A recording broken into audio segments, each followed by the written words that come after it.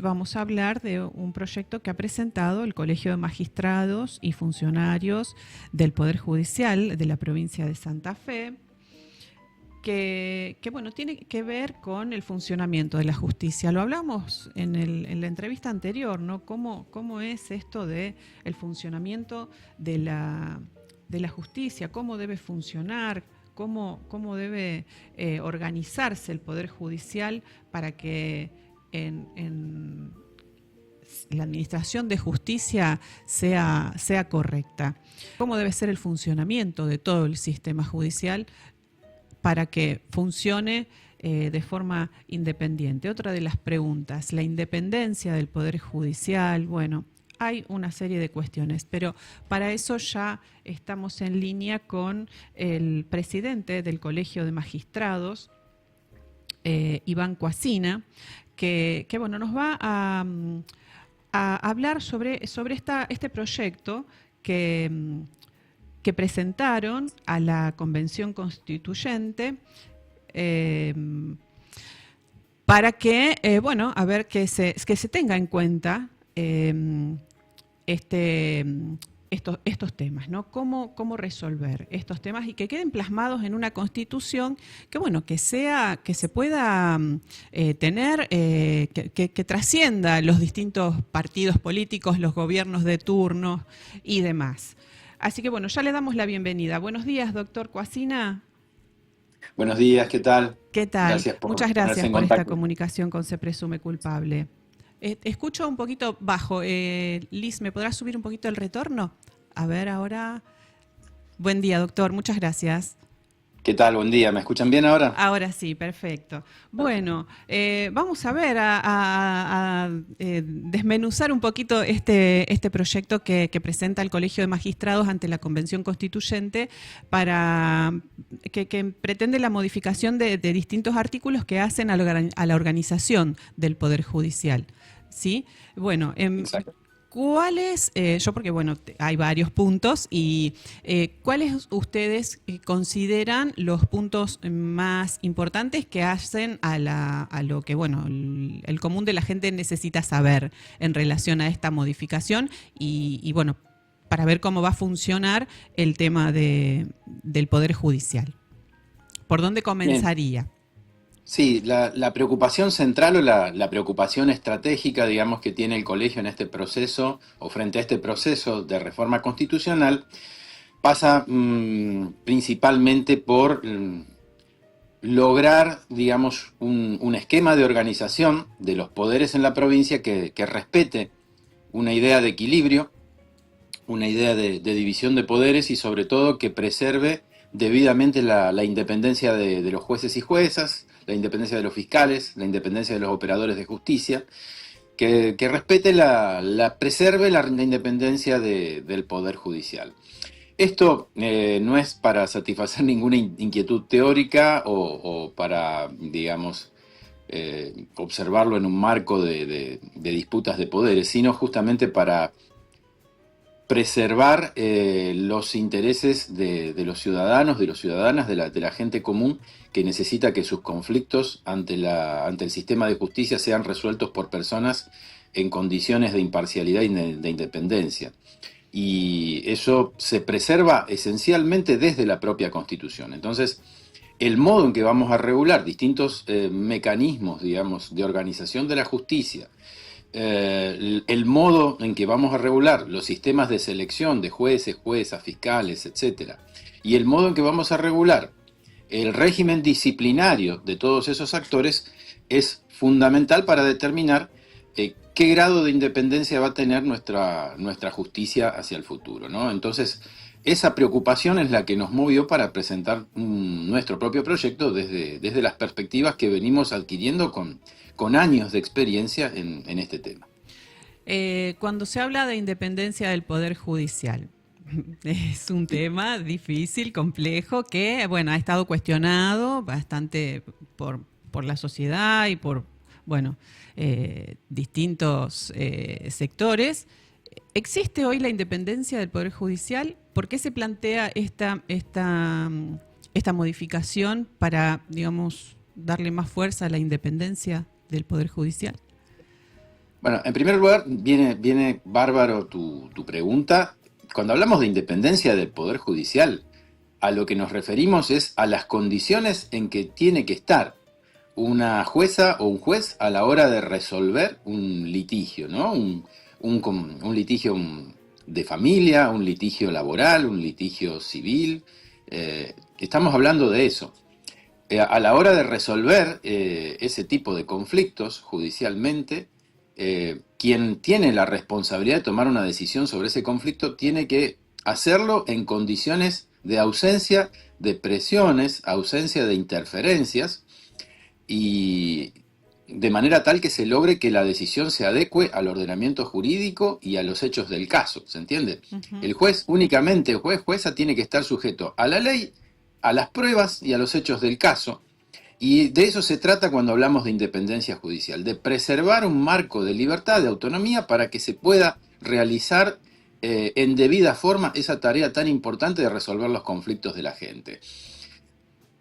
Muchas veces existen intereses desde el propio Estado o desde afuera del Estado para lograr algún tipo de interferencia en esa acción. Entonces, los resguardos o mecanismos constitucionales son importantísimos para preservar esa esfera de autonomía que es en beneficio de los justiciables. Este no es un privilegio de los jueces y juezas, sino que está pensado para que se pueda prestar en debida forma el servicio de justicia, para que se puedan resolver los conflictos como corresponde. De eso hablamos cuando hablamos de independencia del Poder Judicial. Ujú. La independencia del Poder Judicial permanentemente hay que estar defendiéndola. Es la razón de ser, por ejemplo, de asociaciones como el propio Colegio de Magistrados. ¿Por qué? Porque la dinámica de los conflictos hace que siempre haya intereses, decía, desde el propio Estado, desde los otros estamentos de gobierno, o desde algunos lugares de poder de la propia sociedad civil, en donde se busca siempre, eh, bueno, algún grado de influencia o de interferencia en las decisiones judiciales. A nosotros nos toca justamente defender a los colegas y a las colegas en esa tarea cotidiana que tienen que hacer de resolver los conflictos de la gente en ese marco que estábamos señalando anteriormente.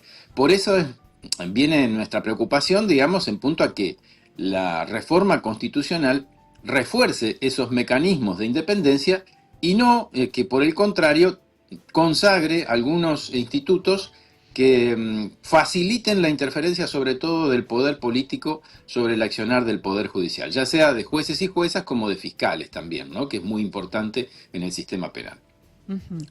Se habla a lo largo del proyecto de democratización de la justicia, ¿no? ¿Sí? En algunos tramos del proyecto que han presentado, y de la elección de los distintos funcionarios del Poder Judicial. En este caso, bueno, se habla de jueces, cómo debe estar compuesta la Corte Suprema, cómo deben también elegirse, cuánto tiempo. En cuanto a la democratización de la justicia, se han planteado proyectos y hay, en otros países existen otros mecanismos de elección de jueces y operadores judiciales, que son elegidos por el pueblo, por el voto popular. En el proyecto, bueno, se menciona otro mecanismo. Eh, Así es.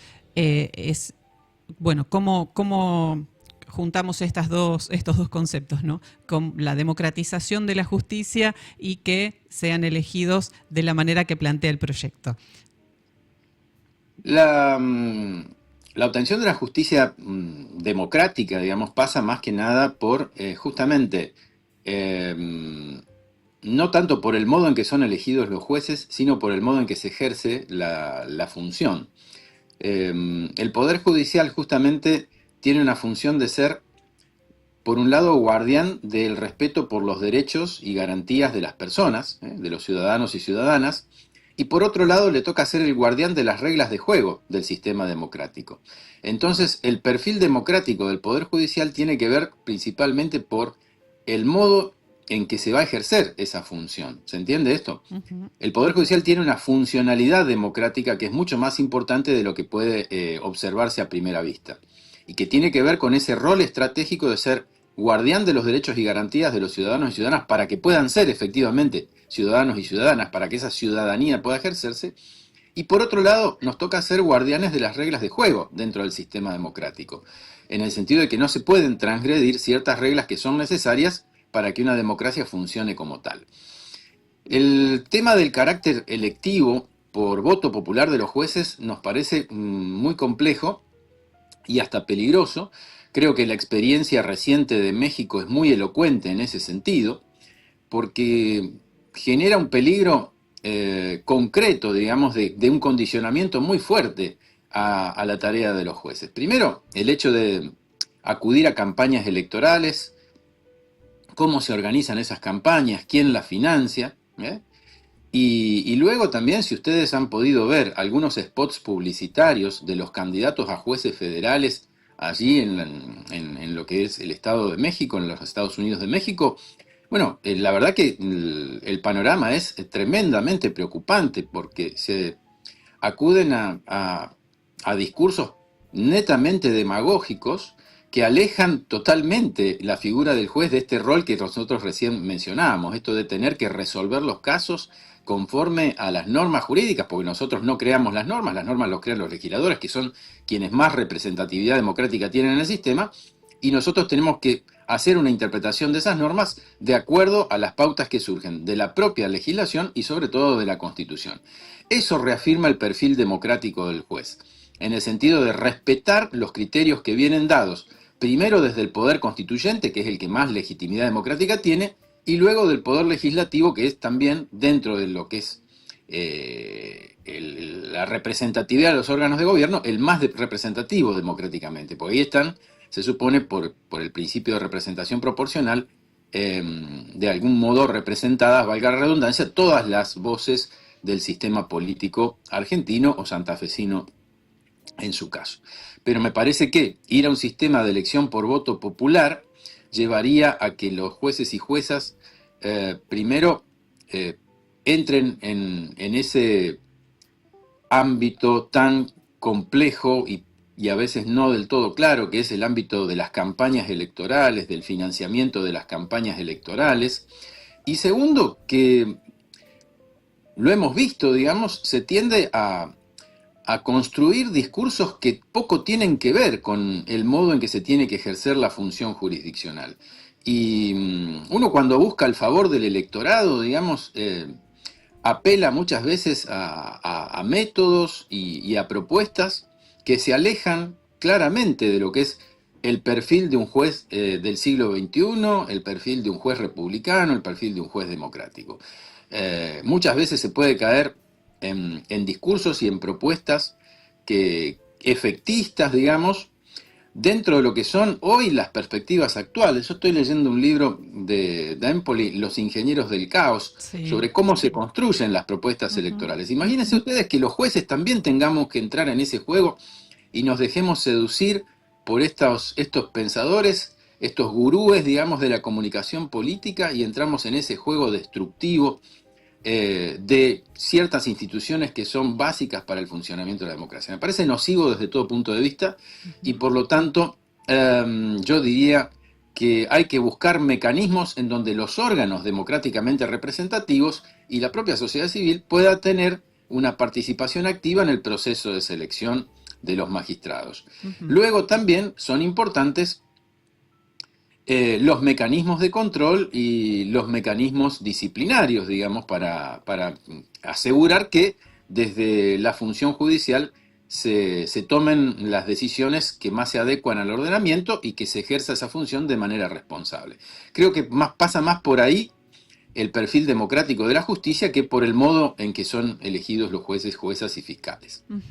Bien, sobre la composición de la Corte Suprema, que bueno, ya ha habido una modificación de 7 miembros, bueno, esto ustedes lo plantean que quede plasmado en la Constitución, y cuál sería la importancia de que, bueno, de que haya 7 miembros, ¿no? Hay cortes que son mucho más amplias, con salas y demás, pero bueno, acá se plantea 7 miembros. Hablo de otras experiencias, ¿no? De cortes de otros lugares.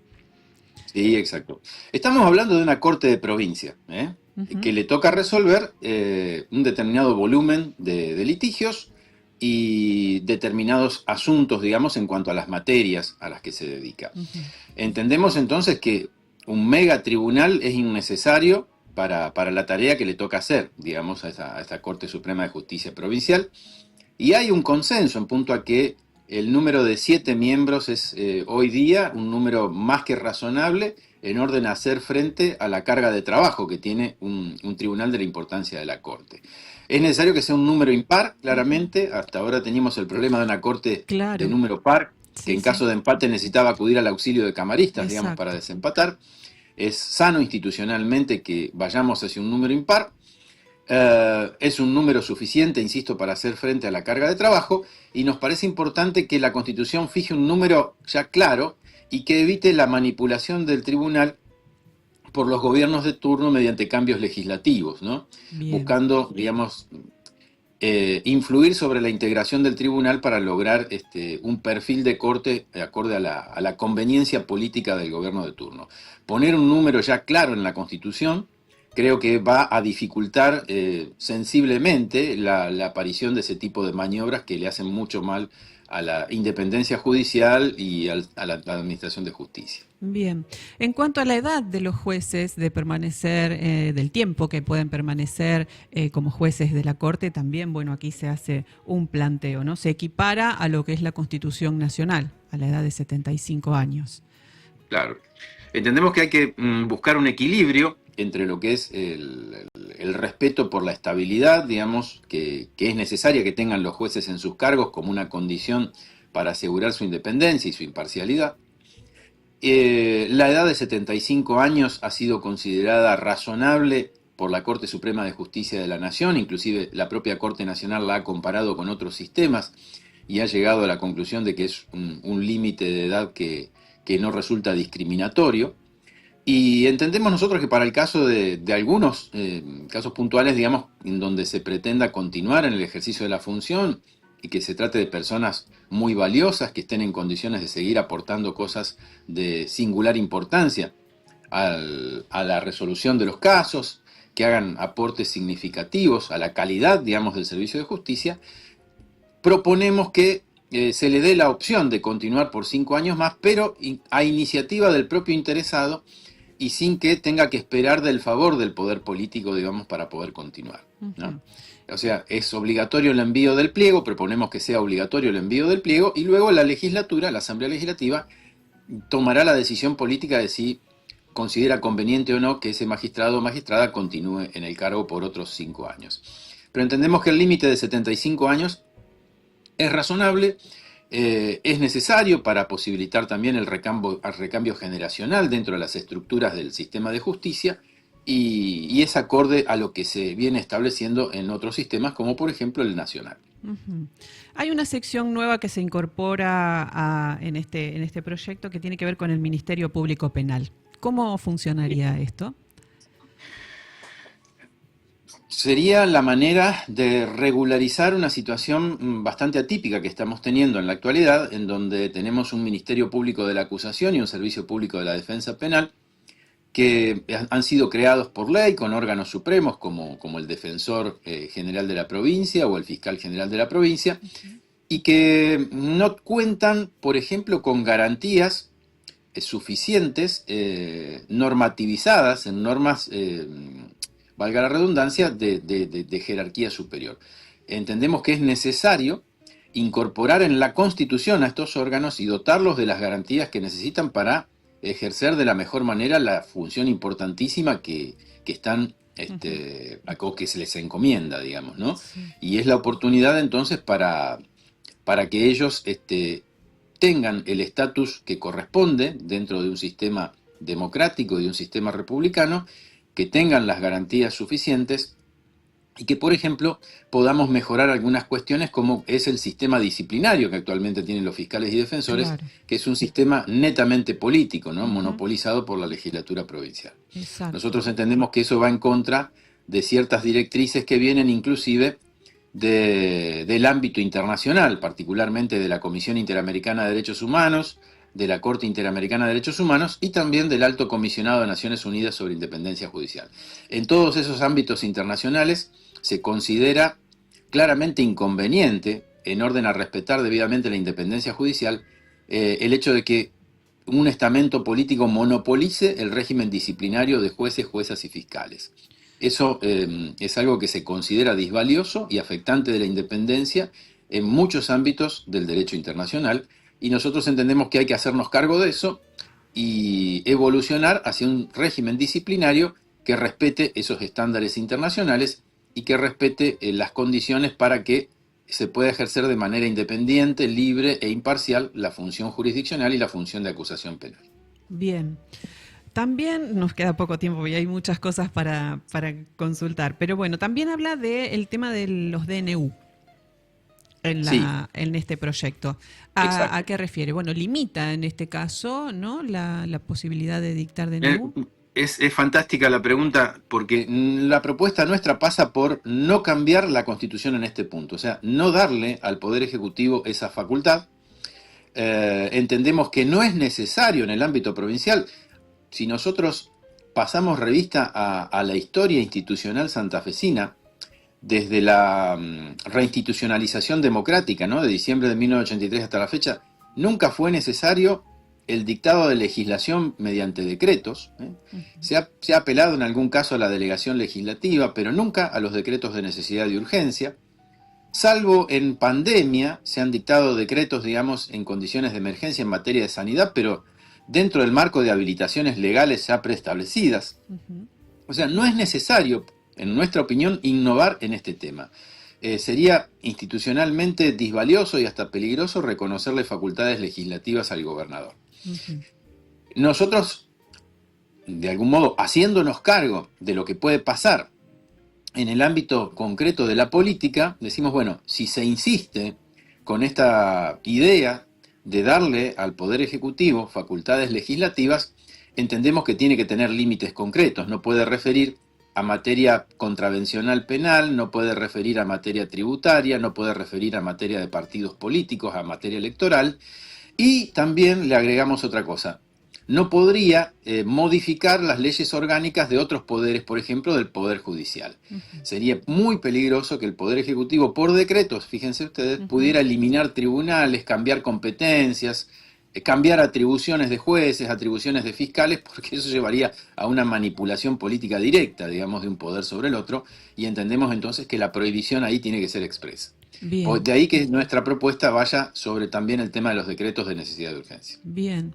Bueno, hemos hecho un recorrido bastante amplio, me parece. Bueno, no sé si queda algo, nos queda un minutito para cerrar. ¿Alguna otra cuestión importante que usted considere destacar? Sí, entendemos que justamente es una oportunidad para mejorar las instituciones provinciales, para mejorar la calidad de la justicia, digamos, que la justicia sea idónea, transparente, democrática, y sobre todo que le asegure a la ciudadanía la tranquilidad de que sus conflictos van a ser resueltos por personas que no van a estar sujetas a ninguna interferencia, a ninguna coacción o a ningún tipo de influencia que haga que ese conflicto se resuelva de manera indebida. Esa es la principal preocupación que nos mueve. Y en este sentido, entendemos también inconveniente alguna idea que se ha propuesto en punto a someter a los magistrados, magistradas y fiscales a exámenes y reválidas periódicas. Entendemos que eso también de alguna manera encubre una voluntad de condicionar desde la política a los jueces, juezas y fiscales. Entendemos que es algo peligroso porque no asegura ninguna garantía mínima de imparcialidad sobre quién va a hacer esos controles, cómo los va a hacer y cuáles van a ser las consecuencias de esos controles. Bien. Hasta nos llevaría a que todo el tiempo los jueces y juezas estén condicionados por, ¿qué va a opinar aquellos que tienen que revalidar mi nombramiento si yo decido esta causa de esta manera o de esta otra? Ujú. Entendemos que encubre un condicionamiento Ujú. que no es compatible con la idea de sistema republicano de gobierno, de justicia democrática y de justicia independiente, y por lo tanto somos contrarios a la introducción de ese tipo de mecanismos, mucho más en la propia Constitución. Nos parece peligrosísimo. Quizá la intención es buena, pero no es el mecanismo adecuado para lograr la finalidad que se busca, Ujú. sino que hay que mejorar los mecanismos de auditoría que actualmente existen y los mecanismos de control, hay que ir por ese camino y a partir de ahí logramos mayores estándares de eficiencia también en el propio Poder Judicial. Bien. Creo que por ahí hay que ir y es, no es la base de nuestra propuesta. Bueno, doctor Coassina, se nos ha terminado el tiempo, lamentablemente. Muchísimas gracias por esta comunicación con Se Presume Culpable. Seguro No, seguiremos hablando en alguna otra oportunidad sobre estos temas u otros también. Así que muchas gracias. les agradezco mucho a ustedes la posibilidad de poder justamente explicar nuestras propuestas a la ciudadanía, al público y bueno, seguimos a disposición para todo lo que ustedes quieran conversar con nosotros. Muchas Que tengan un gracias. muy buen fin de semana y gracias nuevamente. Muchas gracias a usted. Hasta luego. Bueno, pasaba el presidente del Colegio de Magistrados de la provincia de Santa Fe, de aquí de la jurisdicción de Rosario, por Se Presume Culpable, Iván Coassina, explicando todo lo que se ha presentado en este proyecto a la Convención Constituyente para el capítulo que corresponde a la justicia.